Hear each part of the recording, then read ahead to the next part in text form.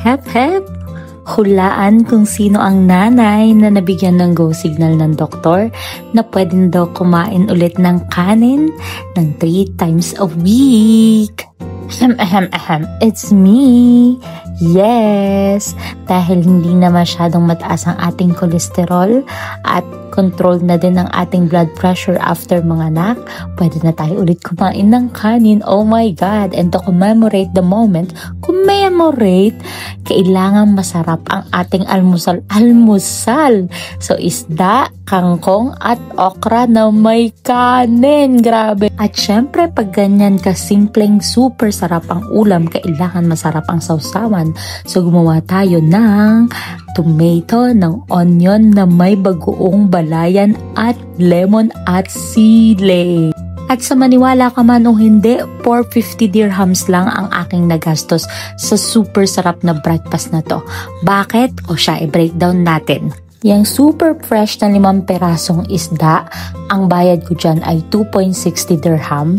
Yung 5 perasong okra naman is 0.60 dirham. And yung kangkong is 1 dirham. Tapos 0.35 naman para sa tomato at 0.15 para sa onion. Kaya ang nagastos ko lang again is 450 dirham. Ang sarap kasi mura na, busog ka pa. Syempre may rice na ako sa bahay, diba? Yung asawa ko sa gilid, tawang-tawa kasi magkaiba kami ng breakfast. Ang breakfast niya is bacon, egg, hash brown, sausage na may bread. Tapos ako, kanin, okra, kangkong, kamatis, sibuyas, lahat na ng kaopositan. Habang kumakain ako, naaalala ko yung buhay namin sa probinsya. Kasi kadalasan ganito yung pagkain namin sa probinsya. Ang pinagkaiba lang ngayon, mag-isa na lang ako kumakain. Dati, marami kaming kumakain sa isang table, tapos nag-aagawan pa kami sa isda. Pagkaliit na nga, pinag-aagawan pa. Pero for some reason, mas masarap yung lasa ng pagkain doon. Sabi nila kapag pinag-aagawan daw yung pagkain, mas masarap. I think may konting truth to that. Mas sumasarap talaga yung pagkain kapag marami kayo no? Kasi feeling ko nagpapasarap doon yung kwentuhan, yung asaran, syempre yung agawan na din ng pagkain. Naalala ko pa dati, sa probinsya, uso yung barter system. So umaga pa lang, meron ng mga nagdadala ng mga nahuling isda o kaya hipon o kaya crabs or kahit anong seafood sa bahay namin. Tapos papalitan siya ng lola ko ng ilang takal ng bigas. Depende sa presyo nung dalang products. Ang maganda pa dati, lahat ng mga nagbebenta at binibentahan is magkakakilala kasi it's either nasa iisang barangay lang or nasa kalapit lang na barangay. So matik yan, may mga tawaran na nangyayari.